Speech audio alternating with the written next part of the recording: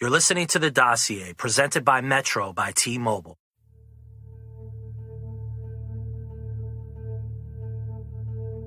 You feel that the rap game is similar to the crack game in any respect? No question. Just like how you would get a big amount of work from a big-time drug dealer, and he'll give it to you, and you'll work it off and give him his PC and take your PC. It's the same way Puff hit me off with a budget, told me to go make my album. I get my PC, and he get his PC. It's the same thing, you know what I'm saying? And if he want to get shiesty on me, he can get shiesty on me. If the big-time drug dealer want to get shiesty on the worker, he can do the same thing, you know? It's all part of the game. Previously on The Dossier. When he told me about the Biggie murder, we had been drinking. All right, and I was like, Biggie's song came on the radio, and he was like, "Oh man, fuck that fat dude." I'm like, "Man, you know, like this. I mean, this is one of the biggest, best rappers in the world." He's like, "Man, fuck that guy." Then his whole board changed. He was like, "Hey, I was there the night he was killed." And I'm like, "What?" And then he started telling me everything. John Vincent and Rowdy Gage was getting ready to fight, man, inside Calipatra visiting room, because they was accusing each other of calling me a jailhouse performer. They was accusing each other, man. I've never seen anything like that in my life. You are now listening to episode 3 of The Dossier, The Secret Files of the Murder of Biggie Smalls. The names from the first 2 episodes that you need to keep track of are as follows. Special Agent Phil Carson, the only FBI agent to investigate the murder of Biggie Smalls, and Kenneth Boagni, an inmate at Calipatria State Prison, explains that Rafael Perez confessed to him about his role in the murder of Biggie Smalls. For Bill Bratton, the chief's job is an opportunity to burnish his reputation as the country's top cop. Under his watch, he predicts that L.A. will replace New York as the safest big city in America. I'm the police chief. Hello. If ever there was a place that could be turned around, it's this place. Given what you knew about it before you got here, any surprises? Yeah, it's worse. If you spend enough time in Los Angeles and you start to dig around the levers of power, you will come across interesting characters that have been embedded in the fabric of the city, like the famed Hollywood sign. When I first came across the name of Xavier Hermosillo, I tried to Google him and understand, how was he sucked into the story of the murder of Biggie? He was well connected. For a time, he was a journalist at the Associated Press, along with being a TV personality who had deep roots into the Latin community. And he had another thing. He had knowledge of the inner depths of the LAPD and how that machine worked. He was also a civilian on many LAPD Board of Rights hearings. Board of Rights hearings are a 3-person panel made up of high-ranking LAPD officials and 1 civilian that determines whether LAPD officers accused of serious wrongdoing remain on the force or receive significant penalties. My name is Xavier Hermosillo, and throughout a varied career, I had the opportunity to become a hearing examiner for the Los Angeles Police Commission, which runs the Los Angeles Police Department. As a civilian, and I helped adjudicate police officer discipline cases, working in conjunction with 2 other sworn officers from the rank of captain and above. And during the course of that, I did a number of cases that were associated with the Rampart scandal, with the murder of Biggie Smalls and associated cases. In the previous episode, Kenneth Boagni talks about testifying in the Boards of Rights hearings at the LAPD regarding Rafael Perez and the Rampart police scandal. In my conversation with Xavier Hermosillo, he will also talk about another witness, Felipe Sanchez, who was another former cellmate of Rafael Perez. When a cop gets in trouble, they have the opportunity to go into a court-like setting and plead their case. They're represented by a lawyer. The department is represented by what's called an advocate. He's like a prosecutor. And he tries to make the case for why that person should be punished, demotion, or fired. And I just learned the process. Everybody else was a lawyer or a command officer. I came out of the news business, and I learned how to do it. And I don't know what the current record holder is, but at one point I had done more boards of rights than anybody in history. My objectivity from being a reporter just went straight down the middle, and I knew what questions to ask. And so I've been involved with LAPD for, close to 40 years as a civilian. It's a tough job. It's getting tougher all the time. But, without them, where would we be? Kenny Boagni at the time was an inmate at the state prison of Calipatria, California, down in Imperial County, down by the Salton Sea. And he and another prisoner who was opposite end of the state, up north of California. The reason they were involved in this particular hearing is that there is a special jail in LA County. They call it the celebrity jail. And so if you're a celebrity, like when Lindsay Lohan went to jail, any movie star gets arrested, or if you are a relative of a police officer, a prosecutor, a judge, they put you in this facility because if they put you in the main jail population and they find out that you're a cop, they'll beat you up. And so Boagni had been in there because two of his family members, one was a lieutenant, I believe, at Pasadena PD, and I forget what the other family member was. And then there was another fellow who we'll probably talk about later, Felipe Sanchez. Well, I had a brother and a sister that worked out in the San Gabriel Valley police departments out there. So they're put there for their own protection. And that's where Rafael Perez was put up, 2 years apart, maybe 3 years apart. They were cellmates of Rafael Perez, the guy behind the Rampart scandal. Dirtiest cop probably in LA history.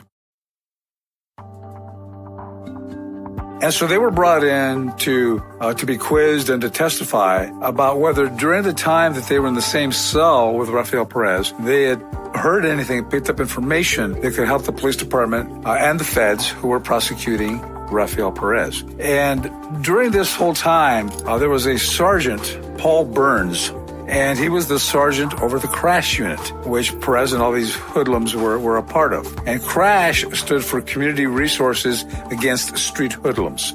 These were cars that they called flat tops, no lights on top.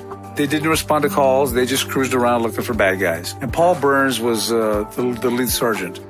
And to show you how dirty and scheming these cops were, they had two guys who would be in plainclothes cars by themselves, and they would follow this sergeant around. And when Perez and the other guys were going to caper, do bad things, they would say, okay, we're going to caper over here at the south end of Rampart Division, and where's Paul Burns? Well, he's over here, and they would track him, they would follow him. And if he was getting too close to where the dirty deeds were taking place, they would put out a call and say, requesting a sergeant at such and such location, which was far away from where the capers were taking place, the dirty deeds, the illegal activities. And Paul Burns, guy in a uniform in a car by himself, he would respond. And just before he got there, because he was being followed by the other bad guys, they would say, code 4 on the sergeant, which means we don't need you anymore. And, generally he would kind of patrol in the area and work his way back. So these guys would buy time for themselves to commit crimes, beat people up. They would sell drugs. David Mack robbed Bank of America, $710,000, a cop. They were really bad guys. So just to be clear, David Mack, an active member of the LAPD, calls in sick and robs a Bank of America for $710,000. According to Kenneth Boagni, that $710,000 may have been used to pay Amir Muhammad for the hit on Biggie Smalls. So we had this Board of Rights where Paul Burns was accused of having been a part of the Rampart scandal since he was the sergeant. For some reason, LAPD couldn't get it through their head that they really had these really brilliant, dirty cops who schemed to make sure that their sergeant was never anywhere near. So that was one of the Board of Rights that I was hearing. Kenny Boagni was, a street guy, okay? Sense of, I'm cool, I'm fearless, you don't scare me type of thing. We're just asking questions to try to get to the bottom of things, to try to find out about Paul Burns. Was he dirty? Or why would a guy with a great record like Paul Burns end up here before us accused of being complicit in the Rampart scandal? Everything was going great in the questioning of Boagni until at one point I asked him a question. I don't recall exactly what it was, but he was hesitant for the first time in the interview. And I pressed a little bit. And the department advocate, Sergeant Gary Fowler, was prosecuting the case. As Kenny Boagni, innocently, it appeared, starts to answer the question, Fowler jumps up, points in his face and says, "Shut your damn mouth. You were told not to talk about that." And, Boagni freaked, man. The blood just drained from his face. And Fowler says, "You were told not to talk about that. That's a separate case. Better keep your mouth shut." 30-some years around LAPD, I'd never seen that happen. And so I immediately, being the quiet personality that I am, jumped in Fowler's face and said, "Sergeant, sit your ass down. That's out of order. What the hell's going on?" And then Boagni says, "I'm done. I don't want to die in prison." And I said, what are you talking about? And he goes, I was told not to come here today. And that if I did, I'd get shanked in prison, which is shanked is a term for getting stabbed. I just wanted to get away. I've been in prison for X number of years. I forget how long it was at that point. And he said, "I just want to get some fresh air. And, you guys sent a little fixed wing plane to pick me up and fly me here." And he goes, "It's a great view and fresh air." And he says, "But man," he goes, "I don't want to die." I'd never seen that in all the years that I'd been doing these boards. And I mean, I'd seen people afraid, but I'd never seen somebody react that way. And Boagni didn't want to go any further. So I turned to Captain Hale, or Ken Hale. I said, "Why don't we take an early lunch break?" We went ahead and took a break. We came back from lunch. By the way, I went up to the Sergeant Fowler, who was the prosecutor, the advocate. And I got in his face politely, and I said, "If you ever pull a stunt like that, I will do everything I can to take away your stripes and your pension, because you don't do that, okay, in a hearing like that. You got a problem, with a civilian, you deal with it outside the scope of a hearing like that." So we came back. We assured Boagni that everything was going to be okay, but that he needed to tell us, what was happening. I said, "I'm going to ask you who visited you, etc." And I said, just relax. So we came back from lunch break, and we resumed the hearing. We're on the record now. Just right before we adjourned, you told us the story about being told that if you came and testified today, that you would be shanked, you'd be killed in prison. Who were the officers that told you that? And he goes, "Well, I didn't get their names."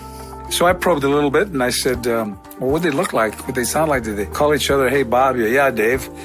No, they called each other partner, which is what you hear, amongst cops. And what would they look like? So he described them. And one was tall and thin, probably about 6'5", with dark rimmed glasses, and the other guy was a little shorter and a little plumpier, with a walrus-type mustache, and as he described, a bad toupee.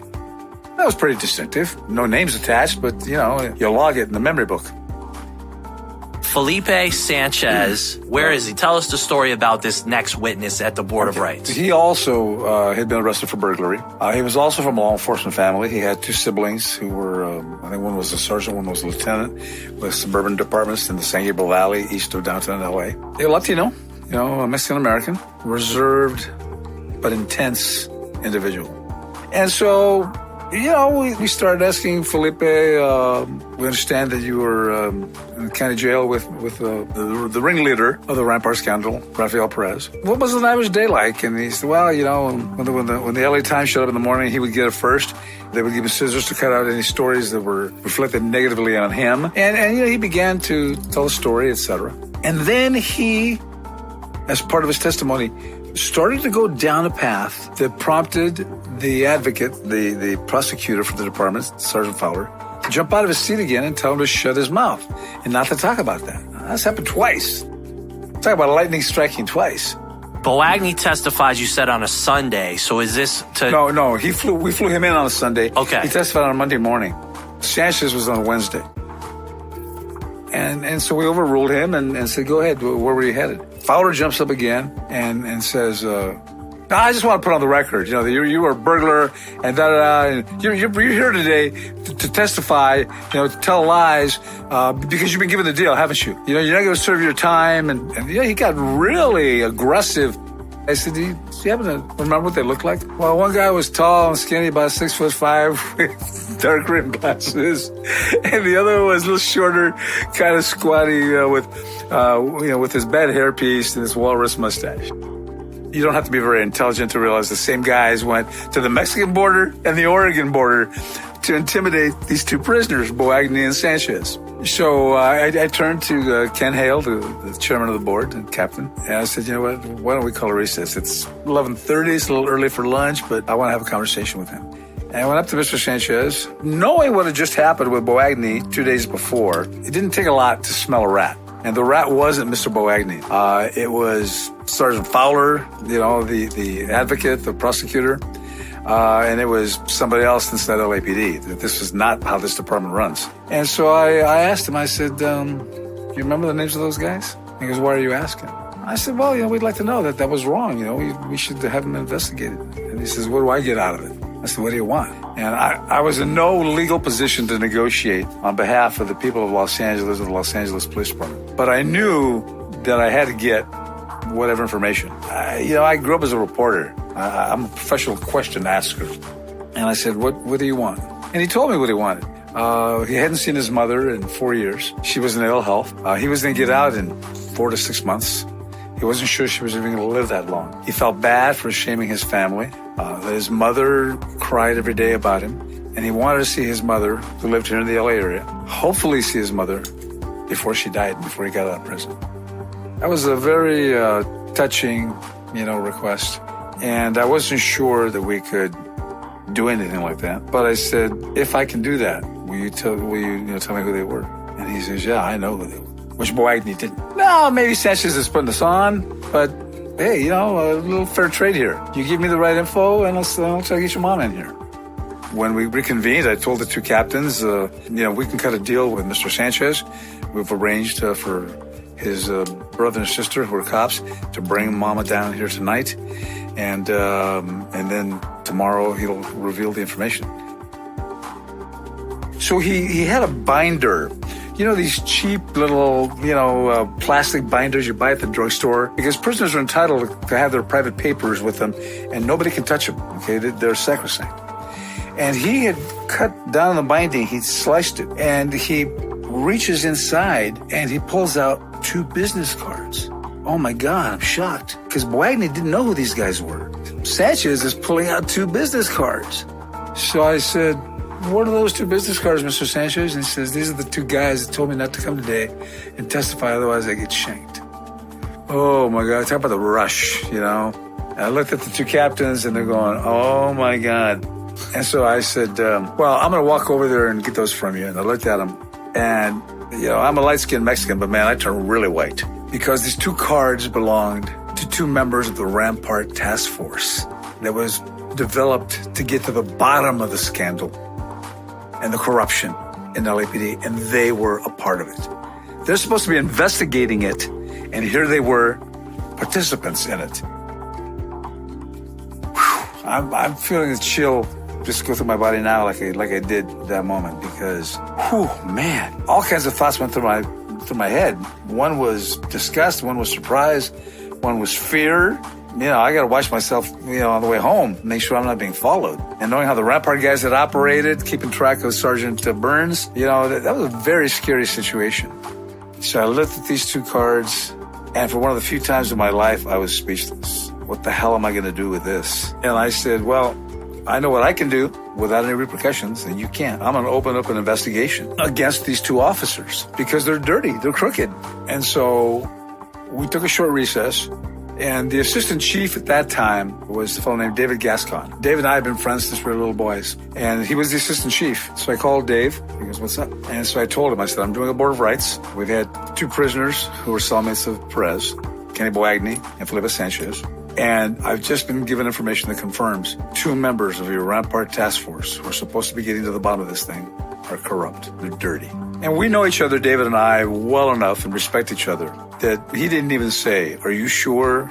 Or that couldn't be, not at all. He says, what do you want to do? I said, I want to file 128, personnel complaint. Well, let me just say that we found Paul Burns not guilty, the officer accused, and where Boagni and Sanchez testified. And sadly, the police department hounded him until he finally died. Young man, took away his gun. They went to his house, took away all of his weapons. They transferred him to the furthest station away from where he lived. Inside LAPD, they call it freeway therapy. David Mack was a member of the Nation of Islam? Yes. Okay. And he proclaimed both those things immediately after his arrest to other inmates and to the cops as well. Okay. And had this connection to Death Row Records. Right. Which really was something he grew up with because he and Suge Knight grew up in the same neighborhood. So when he was arrested for the bank robbery, Russell, and he can tell you this, probably in better detail than I can, got a lot of clues that linked David Mack to Biggie's murder and linked a civilian associate of David Mack's as well. Well, during the course of the bank robbery investigation, I had interviewed the lead detective in charge of the bank robbery investigation, and he gave me a series of pieces of information that linked David Mack possibly to the killing of Biggie Smalls. One being the fact that when they did a search warrant on his house for the bank robbery, he owned a black SS Impala, and that's the same vehicle that was used in the killing of Biggie Smalls. Second of all, in his garage, which was unusual for a police officer, he had a shrine of Tupac Shakur all over his garage. That appeared to me unusual. Thirdly, he had posters, memorabilia, and it was well decorated inside in his garage. And gang members dressed in red, flashing the West Side sign. The investigation was stymied by the chief of police, Bernard Parks, and there's a number of clues that connect David Mack possibly to the killing. And I requested search warrants to be done on David Mack's home, his financials, etc., and I was denied in doing so. And as time goes on, you try to figure out, well, why doesn't the chief want to probe any further into David Mack's life? And then you find out later, I found out information came in that Chief Parks had recruited David Mack on the job. David Mack he attended Oregon University and then later on attempted to make a comeback in track at USC, and that's where Chief Parks graduated. And Chief Parks was known for recruiting athletes onto the police department. And it turns out that where David Mack did his probation, officers had contacted me and said, hey, it was common knowledge that Chief Parks had recruited David Mack on the job. 3 episodes into this podcast, and there is already enough hard evidence and facts to identify the suspects in the murder of Biggie Smalls. At this point, it's hard to refer to this case as unsolved. It's solved. It's just been covered up. Time went on, and one morning, pick up the LA Times, and the lead story, top of page 1 on the right side. I don't remember exactly what it said, but it was along the lines of federal judge threatens to dismiss Biggie lawsuit against LAPD. And then the smaller headline said, city denies that information in the family seeks ever existed. Well, having done this board that involved these 2 guys, it was a disciplinary matter with Paul Burns, but obviously Boagni, was part of Suge Knight and the whole, Biggie Smalls and Tupac, in the early years. Felipe Sanchez and Boagni were visited by these 2 Rampart detectives, etc. And being a curious, reporter type, I, start to read the story. And here I'm reading about a lie on the front page, the lead story in the LA Times. And the activist in me wanted to do something, but the pragmatist in me said, hey, the rules are the rules, forget it. But my heart and my mind kept saying, his mom and his son deserve better. I didn't know what to do. I was troubled. I was frustrated. I read that story again. I said, Perry Sanders, why does that name ring a bell? You mean the attorney for Miss Wallace? For Miss Wallace. Yeah. Perry Sanders. There was something about that name that rang a bell. And so I started to look him up on Google. There's an attorney that I found was in New Orleans, Louisiana. And so I have a really good memory. I realized, the more I thought about it, I realized that I think I knew who Perry Sanders was. And I had met him in 1988 at the Republican National Convention in New Orleans. And I started looking up his phone number. And I kept seeing different numbers, somewhere 800 numbers and whatever. So I finally, out of frustration, somebody answered in the law office. And I said, yeah, I was looking for Perry Sanders. And the secretary says, or the lady says, well, he's out of town on trial. And I said, oh, we're out of town. She goes, in Los Angeles. Bingo. And I thought, what do I do now? I just heard on the radio, which wasn't true, but I wasn't going to tell her I read in the LA Times because that would pinpoint my location. I said, I just heard that, this trial and LAPD says that evidence that the family is seeking doesn't exist. And she says, yeah, that's just really troubling to Mr. Sanders. She says, do you know anything about that? And I said, well, I may. And she says, how is that? She goes, well, what's your name? And I said, well, I can't give you my name. And I didn't know exactly how to position this thing. So I said to her, well, let me put it this way. I happened to be standing in a room at one point when some conversation took place about this case. And I've heard certain information. I'm in possession of certain information in my memory that says to me, this story is a lie. And she goes, sir, your name? And I hung up. And I thought everything was over.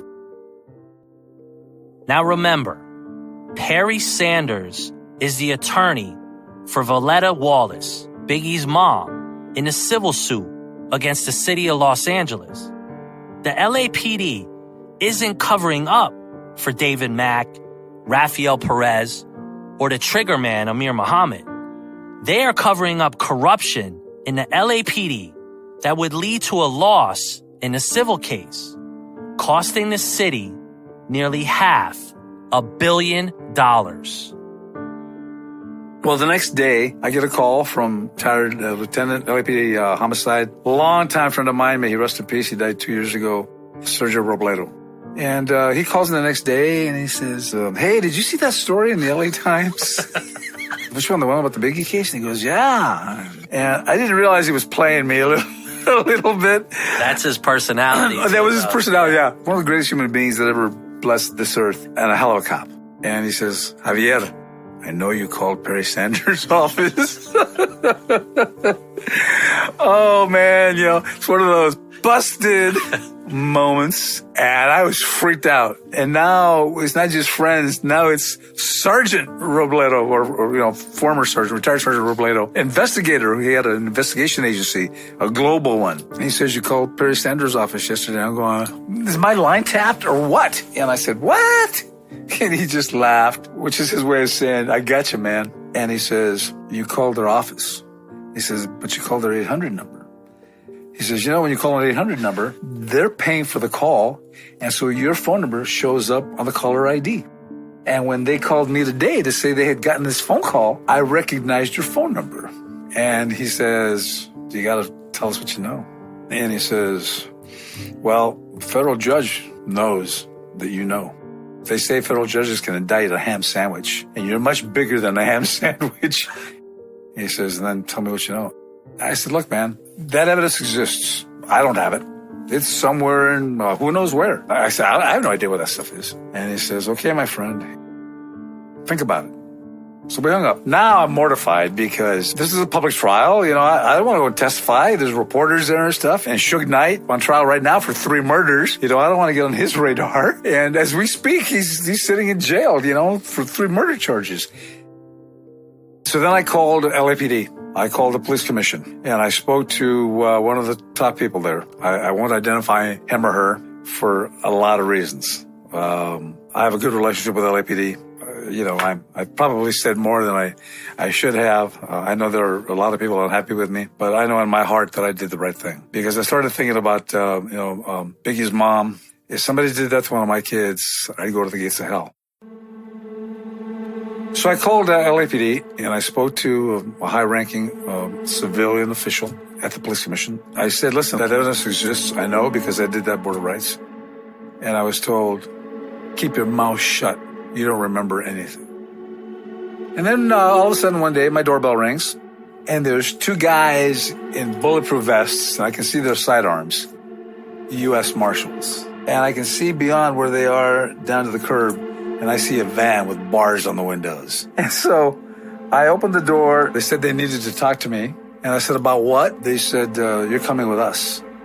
And I said, where are we going? They said, Judge Florence Marie Cooper wants to talk to you. I said, who's she? I know who she was. She was hearing the Biggie case. They took me up to the judge's chambers, and she wanted to know what I knew. And she asked me exactly what I remembered. I was able to say, well, there's this document, and this document, and this document, and then this investigation of these two cops, and da-da-da-da-da. And she said, do you know where that might be? I said, I have no idea. And she says, well, I'd like you to see what you can find out. I knew there was a big hammer behind that, and I wasn't going to be able to BS her. So she actually asked you to find out where those files were. Yeah, she asked me if I knew where they were. Yeah. Okay? Well, I didn't know where they were. Maybe they were in internal affairs. Maybe they were robbery homicide. Maybe they were stored in a warehouse. I legitimately didn't know where they were. I did like 100 boards. And so, you know, once you were done, you were done. Out of sight, out of mind. So I went back and I got on the phone with whomever I could call, you know, cops that I knew. And after a period of about a month and a half, I had a pretty good idea what the documents might be.